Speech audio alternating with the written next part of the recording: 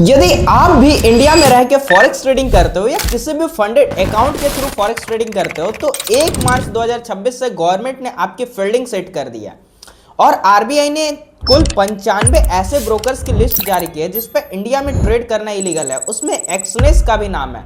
तो यार आज की इस वीडियो में मैं पूरे डिटेल्स में जो नए रूल्स और रेगुलेशंस आए हैं, वैसे तो फॉरेक्स ट्रेडिंग पहले से इंडिया में इलीगल है, बट फिर भी यदि आप करते हो तो उसके बाद जो अब 2026 में नए रेगुलेशंस आएंगे उसमें क्या क्या है मैं पूरा पॉइंट टू पॉइंट इस वीडियो में एक्सप्लेन करने वाला हूं। इस वीडियो की लेंथ थोड़ी छोटी होगी लेकिन इस वीडियो का वैल्यू A1 होगा। तो यार यदि आप चैनल पे नए हो तो चैनल को सब्सक्राइब कर लेना, क्योंकि मैं जब भी आपकी फीड में आऊंगा आपकी लाइफ में एक वैल्यू ऐड करके दूंगा। तो यार बिना किसी देरी के चलता हूं अपने कंप्यूटर स्क्रीन पर और आपको चीजों को पॉइंट टू पॉइंट समझाता हूं कि न्यू पॉलिसीज में क्या क्या गवर्नमेंट ने इंट्रोड्यूस किया है। तो देखो ये रूल 1 अप्रैल 2026 से शुरू हो रहे हैं, जिसमें Indian income tax department legally authorised है बहुत सारे एक्शंस लेने के लिए यदि तुम फॉरेक्स ट्रेडिंग या कोई भी इलीगल प्लेटफॉर्म्स पे ट्रेडिंग करते हो या फिर यदि गवर्नमेंट को लगता है कि तुम इलीगली ट्रेडिंग करके पैसे कमा रहे हो, ठीक है, तो जिसमें गवर्नमेंट तुम्हारे बहुत सारी चीज़ों को ट्रैक कर सकती है अंडर क्लाउज 247, ठीक है, जिसमें गवर्नमेंट ये बिल जो पास हुआ था ये 2025 में ही हुआ था, जिसमें गवर्नमेंट तुम्हारी एक्सेस कर सकती है ईमेल सर्विसेज को, मतलब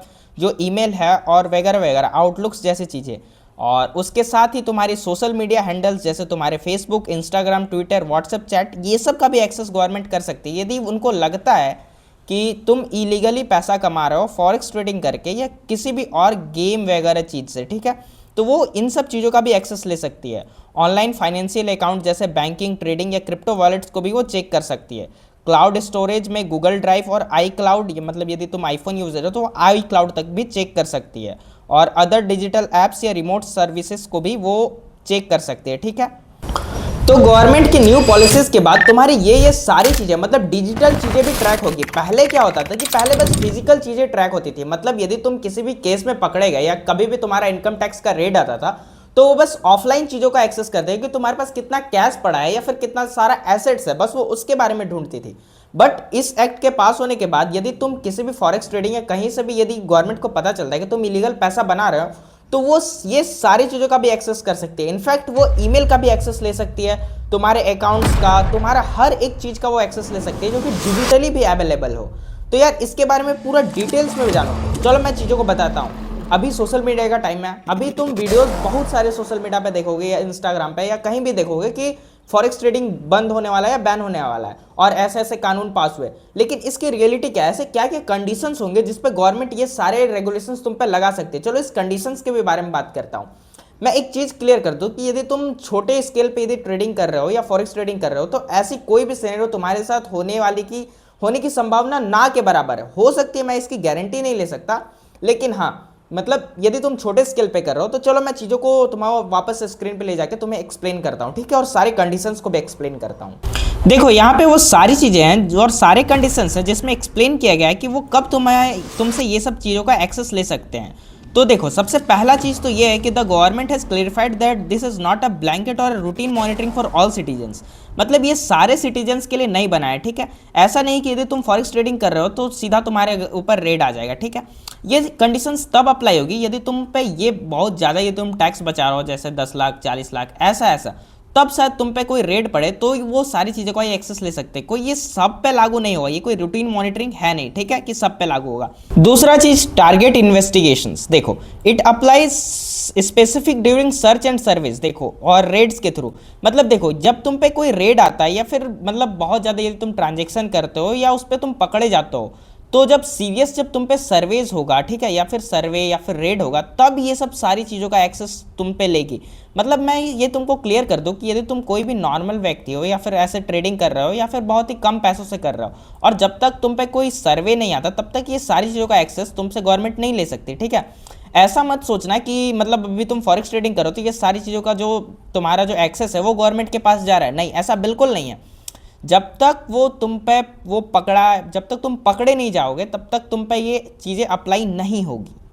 तीसरी चीज़ ऑथराइज्ड एक्सेस, ठीक है, इसमें जो डेजिग्नेटेड जो सीनियर ऑफिसर्स होंगे, जो जॉइंट डायरेक्टर होंगे, कमिश्नर्स होंगे और जो हाई अथॉरिटीज़ के जो पर्सन होंगे वो जब अप्रूव करेंगे कि हाँ भाई इसका तुमको एक्सेस लेना है, तब वो कोई भी तुमसे वो आदमी जो है वो इस सारी चीज़ों का एक्सेस ले सकता है, ठीक है। और वो एक्सेस यहाँ तक भी ले सकता है कि वो तुमसे सारी चीज़ों का पासवर्ड भी पूछेगा और वो तुमको देना पड़ेगा, ठीक है।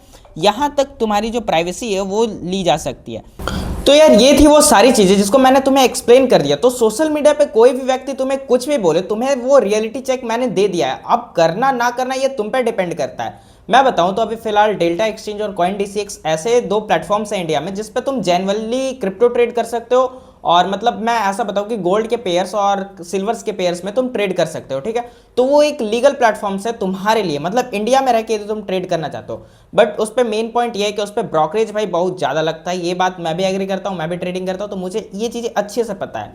और जो बात रही लेवरेज के कॉन्सेप्ट की, जो तुम्हें फॉरेक्स ब्रोकर्स जो देते हैं 500x का भी लेवरेज, तो वो तुम्हें मिलने वाला तो अब है नहीं। मतलब है यदि तुम उसको इलीगली करना चाहो। ऐप्स तो अभी भी खुले हैं। मैं तुम्हें बता दूं कि आरबीआई ने कुल 95 ऐसे ब्रोकर्स के लिस्ट जारी किए हैं, वो जो तुम्हारे स्क्रीन पे शायद मैं चला देता हूं, ठीक है।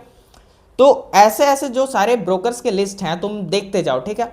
तुम यदि इसका तुम्हें पीडीएफ चाहिए तो तुम मेरे प्रोफाइल पे जाके इंस्टाग्राम पे से निकाल सकते हो, ठीक है। मैंने वहाँ पे अपलोड कर दिया क्योंकि यूट्यूब पे ये फीचर्स नहीं होते कि मैं तुम्हें इसका एक्सेस दे पाऊँ। यदि ये तुमको पीडीएफ चाहिए तुम वहाँ से ले लेना। इस पर तुम अपने ब्रोकर्स को देख लो कि इसमें कितने सारे ब्रोकर्स के नाम है। कुल 95 ऐसे ब्रोकर्स हैं जो इलीगल हो चुके हैं इंडिया में, मतलब जिन पे ट्रेड करना इलीगल है यदि तुम उस पर पैसे ट्रांसफर करते हो किसी भी थ्रू से यूपीआई प्लेटफॉर्म्स के जरिए, ठीक है। तो ये थी सारे फंडे, ठीक है, जिसको मैंने क्लियर करने की इस वीडियो में कोशिश की। अब चीजों को करना या ना करना वो तुम पे डिपेंड करता है। मैं तुम्हारा कोई फाइनेंशियली एडवाइजर नहीं हूं, ठीक है। पहला बात ये इस वीडियो का डिस्क्लेमर है कि मैं तुम्हारा कोई भी फाइनेंशियली एडवाइजर नहीं हूं और मैं तुम्हें किसी भी तरह से कोई भी फाइनेंशियली एडवाइस नहीं देता। मैं एक जेन्युइन बंदा हूं, मैं तुम्हें सारी जेन्युइन और रियल चीजें बताता हूं, तुम्हें बस नॉलेजेबल बनाता हूं, बाकी मर्जी तुम्हारी। तो यार चैनल पर नए हो तो यार सब्सक्राइब करना मत भूलना, क्योंकि मैं भी बहुत सारा रिसर्च और बहुत मेहनत करता हूं वीडियोस बनाने के लिए। और मेरा चैनल पे नया तो यार तुम्हारा एक सब्सक्राइब मेरे लिए एक मोटिवेशन का काम करेगा और मुझे हेल्प करेगा ऐसे ऐसे वीडियोस बनाने में, ऐसी सारी चीज़ों को तुम्हारे सामने लाने में। क्योंकि मैं जब भी तुम्हारे फीड में आऊँगा तुम्हें वैल्यू एक वैल्यू तुम्हारी लाइफ में ऐड करके दूंगा। तो यार चैनल पर नया हो तो सब्सक्राइब कर लेना, ठीक है। मिलता हूँ नेक्स्ट वीडियो में। Thank you for watching.